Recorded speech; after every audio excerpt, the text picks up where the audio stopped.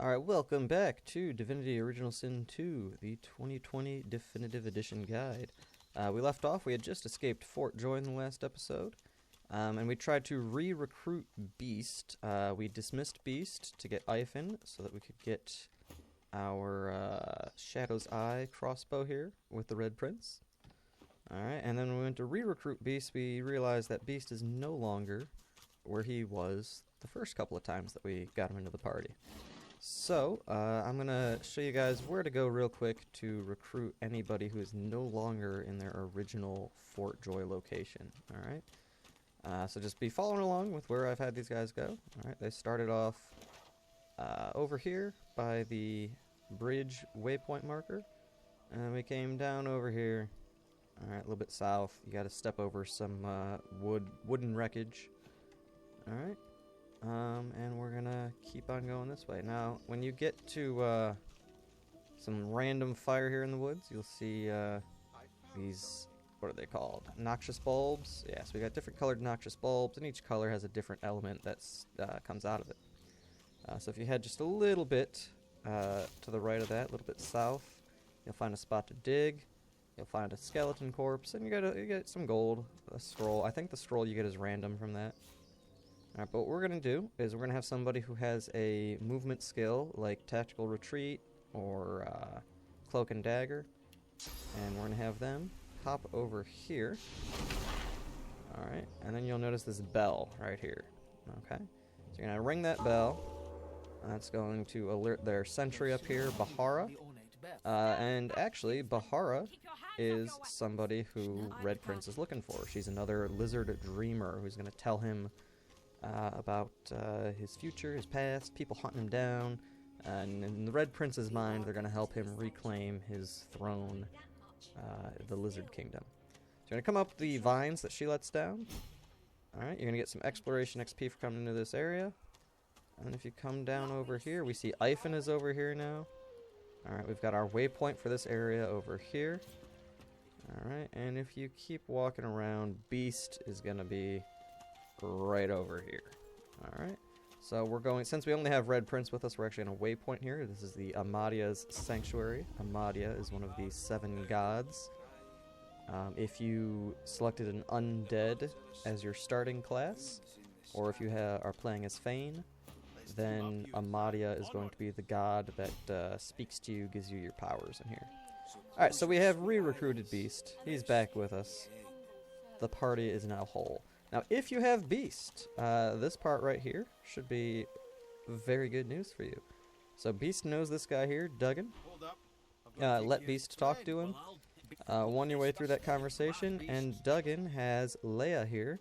Take off your source collars. We are no longer source muted, and we can wear something on our amulet or necklace slot. Alright, so we're going to have Sahela's quest. It gives Lucky Charm. We're going to give that Lucky Charm one to the Red Prince. Alright, so now he's back up to 3 Lucky Charm. I took off his belt that gave Lucky Charm, the one that gives +2 ranged, and quite a bit more physical armor. If you really want Lucky Charm, you can keep suboptimal gear on for a little bit longer. Alright, it'll help you find more optimal gear, so it'll kind of pay off. Alright, now over here, you want to come here first after leaving Fort Joy, because you've got a waypoint here, and this is kind of your new central hub. Alright, this is where all the traders are at. This is kind of your safeties at. This is like the new Fort Joy Square, only better. So over here, you also want to heal these 3 guys, Matus, Cloud, and Jules. Alright? And you cannot heal these guys if you do another quest first. Alright, so we're going to unmemorize how to summon the cat with Red Prince. We're not really going to use that very much in here, so I'm going to take it off the hotbar entirely. We are, however, going to have Red Prince learn First Aid. Alright, and then because Mumbo is wearing Migo's ring, he also has a heal right there. So we're going to heal these 3 up. Everyone that you heal is going to give you some experience. Thank you, stranger. And then you get a little bit bonus experience once all 3 are healed. Alright. And then we got 4 turns on that to come back. This one's only got 2. So we're going to heal up Jules, and then we'll wrap up this little side mini thing just to heal these guys. I don't want to call it a quest, because I mean, you could talk to Simone here, and she'll ask you to heal him and stuff, but I don't really consider it a quest. Ooh, we do have a smoke grenade here. So she's not a main vendor. She does sell your Hydrosophist skill books. But I didn't realize she had a smoke grenade. We're gonna probably grab that in a minute here. But we're gonna heal up Jules first. Alright, so we got 1500 XP from him. Alright, and he also gives you the Bleed Fire skill book, which is a combination skill book. Which we could use on Pyramus in a little bit. Alright, so we're gonna have Mumbo talk to Simone. And actually, Simone doesn't have a whole lot to buy or sell. So you don't really need to check in with her a lot. I was debating having somebody come steal from her, but there's too many people around to distract, and I don't want to kill these guys to steal. Alright, if you come over here, this guy Kerbin is also a vendor. Now the vendors here, or the traders, they're a little bit more grouped up than in the Fort Joy Square area.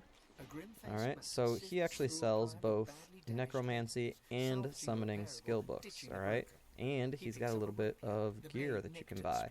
Now, we're at level 6, but if you look down at the bottom here, this little yellow bar goes straight along the bottom. If you guys haven't noticed, that is your experience bar. That kind of marks how far along you are.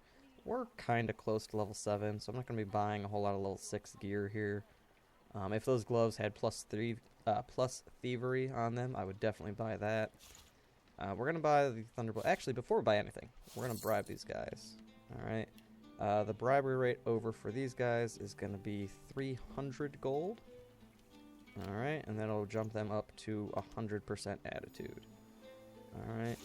Thunderbolt grenades are great. Something's wet, has no armor. You throw that, you stun them, and you're good to go. We're not going to worry about gear until we level up to 7. Alright. Gratiana over here.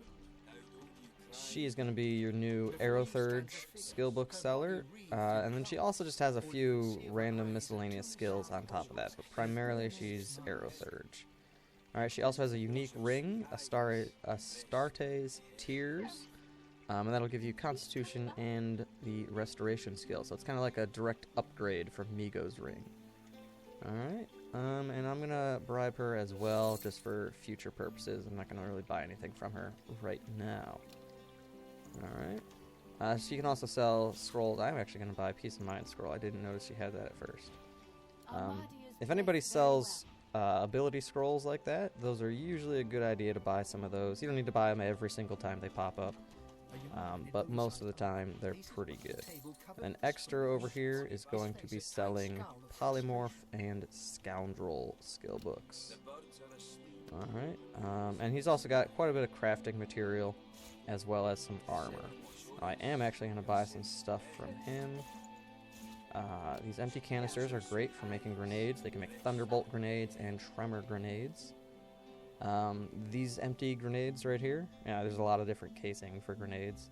The empty grenade here, you can use that for Mind Mag grenades. That's what I primarily use them for. And if you have Water Essence, I think Water Essence, you can throw that in there and make an Ice grenade.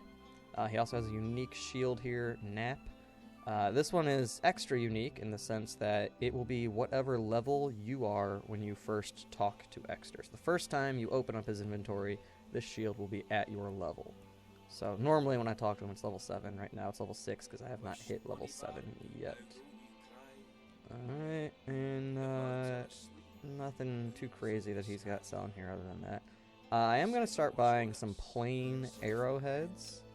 Alright, now that vendors are selling those, and I'll show you guys why sometime in the near future. I don't know if I'm going to get to it this episode or not.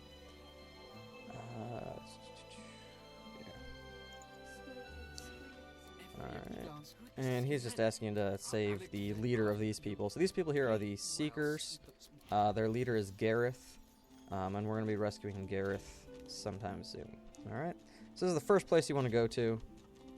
You want to talk to all these guys, and from this episode on, at least until we get off the first island, primarily what I'm going to do is I'm just going to show you the order to do things, and then I'm going to show you 1 or 2 tricky combat situations. But most of the combat from this point on If you've been following along, if you stay adequately leveled up and you do things in the order that I suggest, combat shouldn't be an issue. I'm going to show you a couple of harder ones, so I'm going to be skipping around a lot more, alright? So from here, we're going to do our first little skip. Alright, once you find the Seeker's Camp and you have the waypoint for the Sanctuary of Amadia down here, you're going to want to come back up to the bridge waypoint and head north. That's going to get you down here. You're going to want to get rid of this Source Hound here and fight Wendigo over here. Wendigo is the sorcerer from the beginning boat. She can be a little bit problematic. She does launch some fireballs at you right from the get-go. She'll probably knock down your armor, probably get somebody close to dying. You're going to worry about it. But if you've got a level 6 party here, you shouldn't have any trouble taking her down. Alright, once we're done with these two, we're going to come through here, and there's a squad of undead that we're going to take out. And again, if you just look at their armor, figure out what they're strong against, what they're weak against, these guys should not be an issue, because they are level 4, and we're level 6. Alright, we're going to skip through right here, and I'll be back when we're done with that. Alright, one quick note here. When you're done fighting Wendigo, you will find Fane's Mask of the Shapeshifter. You're going to want to hold on to this. You do not want to sell that. This is going to allow the wearer to shapeshift into whatever race you want. So it grants 5 different skills there. It grants turn into human, turn into a lizard, turn into an elf, or turn into a dwarf, and then it also grants revert to original form. Alright, so we're going to hold on to that one for quite a while. There's a few quests later down the line where that is going to come in handy. Alright, and also make sure to loot around back here. There's some spots to dig. Alright, once you take care of these undead, you're going to want to come this way through here. Alright, we're going still away from that beach. You're going to notice a feather on the ground. You're going to want to grab that. We can use that to make a teleportation scroll. Alright, and if you keep coming across this way, heading back south, you'll find some undead over here. Alright, so you're going to want to take them out. And again, they're at level 4. We're at level 6. They shouldn't be too difficult. So we're going to take care of them right now. Alright, once you take care of the undead that are over here, you're actually going to want to head back over to where we fought Wendigo. Alright, so Wendigo was over here. You're going to want to bring your party, alright, from where she was at. You're going to want to bring them, let's see, what direction are we going here? About northeast up this coast here. There's a few little islands off the main coast. You want to come over here, search around. Maybe you have to use peace of mind, but if you have decent wits, you should find a dig spot over here. And this dig spot can be very helpful because it's going to have a chest with a crafting Bible in it. Alright, and that will give you some recipes there. So 13 new recipes. Let's take a look at what we got there. They're mostly weapons, so there are different ways to make improvised wands, which I thought we already had those. Maybe they're just using different types of skulls. Alright, a handmade sword, so if you have melee weapons in your party and you have them all that are too low level, you can make some. Or if you just have some metal scraps lying around, you can make a sword out of it and sell it, and they probably sell for a lot more than the metal scraps. Most of these weapons, though, are not going to be ideal, but they can make you some decent money by crafting them out of their much, much, much cheaper ingredients. Alright, and then if you look over here, there's kind of a path underneath the water that leads over to that island.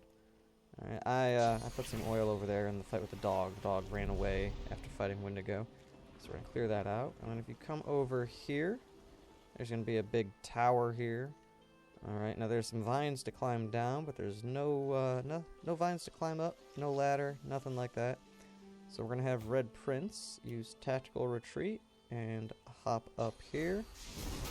Alright, so then we're going to loot everything up here. And you are going to notice, if you check everything, Lorenzo here is going to have Tracks of the Tyrant. That's going to be our second piece of armor in the Cursed Tyrant set.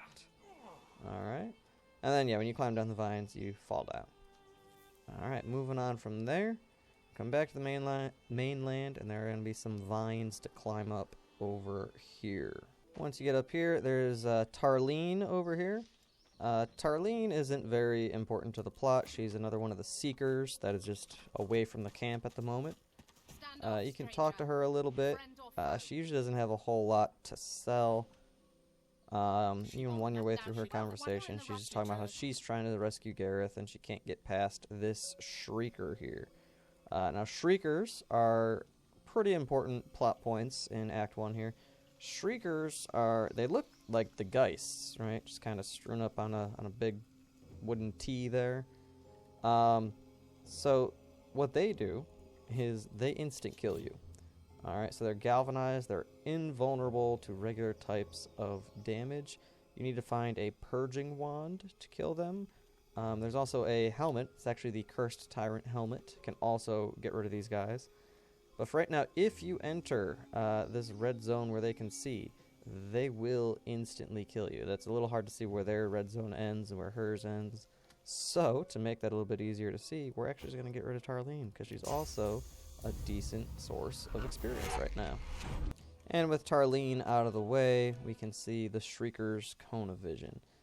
Alright, now, I do not recommend doing this if you're on honor mode, because you're going to just waste some resources. I'm going to show you guys real quick what happens. Alright, so if you run up right over here, alright, we're outside its field of vision, we're fine. As soon as we step foot, I'm guessing that's one of those shriekers. Maybe we have to get a little bit closer. Yeah, he's going to start shocking us with that, and you got like the couple seconds to run away. If you don't run away fast enough, that will auto kill you with that little line of lightning stuff coming off of there. So when you're going through this part, just kind of stay off to the left. Just don't go in that field of vision. You can just kind of go left. If you're really cautious, you can hold sneak and see where that's at. Alright. Yeah, there's not a whole lot over here. I don't think there's a dig spot. There might be. Yeah, it doesn't look like there's a dig spot over here. And if you're up here, you could also go from here and find this area. You can jump across and get in there. Alright, but what we're going to do is come up these vines. Alright, we're still off to the left of the Shrieker here. Alright, we're still out of its cone of vision. We're going to come up these vines. And over here, alright, this is where Gareth is. He's the leader of the Seekers. Alright, he will always be at level 7. And the Magisters over here that he's fighting are always going to be level 5. Alright, so they're a little bit stronger than most of the Magisters we fought, but they're still not as powerful as our level 16, who's about to hit level 7. They're actually going to hit level 7 in this combat. So we're going to end the video right there, and then the next episode we're going to start off saving Gareth. And I'm not going to show that whole combat, like I skipped through a lot of combat in this episode, but I'm going to show you some stuff on what not to do, because you might accidentally aggro 4 additional Magisters on this next section. You don't want to do that, because that can really mess up your plan. Alright? So I will see you guys when we save Gareth next time.